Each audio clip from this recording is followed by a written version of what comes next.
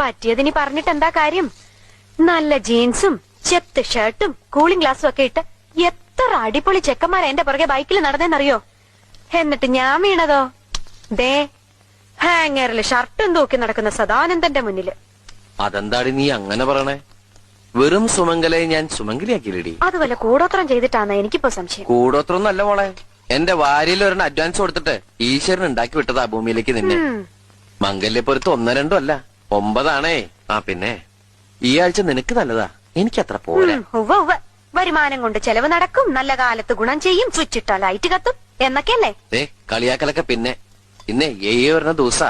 നീ പോയി ശകലം നിന്നേ, പിഴച്ചു കഴിഞ്ഞാൽ എല്ലാം തീർന്നു. പൊക്ക പൊക്ക പൊക്ക. എന്താ ഈ പശു ഇങ്ങനെ കരയണേ? കഴിഞ്ഞ ആഴ്ച ഏലസ് പണിക്കരെ കൊണ്ട് മന്ത്രിച്ച് കെട്ടിച്ചാണല്ലോ. ഈ കരച്ചിലിന് ഏലസ് കെട്ടിയിട്ടൊന്നും കാര്യമില്ല. അതെന്താ? അതെന്ത് പറഞ്ഞ കരയണേന്നറിയോ? I love you. അടുത്തതിന് സമയായേ. എന്നിട്ട് നീ എന്താ കരയാത്തെ? ഞാൻ കരയണൊക്കെ ഉണ്ട്. പക്ഷെ നമ്മുടെ കരച്ചില് കേൾക്കേണ്ട ആള് കട്ടില് കണ്ടാ പിന്നെ നബീസ പറഞ്ഞ പോലെ ഹള്ളാ പടച്ചോനേന്ന് പറഞ്ഞ് കൂർക്കം വലിച്ച് ഒറ്റ കിടപ്പല്ലേ. എന്നാ അങ്ങനെ കിടക്കുമ്പോ ഈ പശുവിനെ പറഞ്ഞൂടെ ഉറങ്ങണ്ടാന്ന്? വേണ്ട വേണ്ട, ശകുനം മുടക്കണ്ട. പറ്റിയതിനി പറഞ്ഞിട്ട് എന്താ കാര്യം?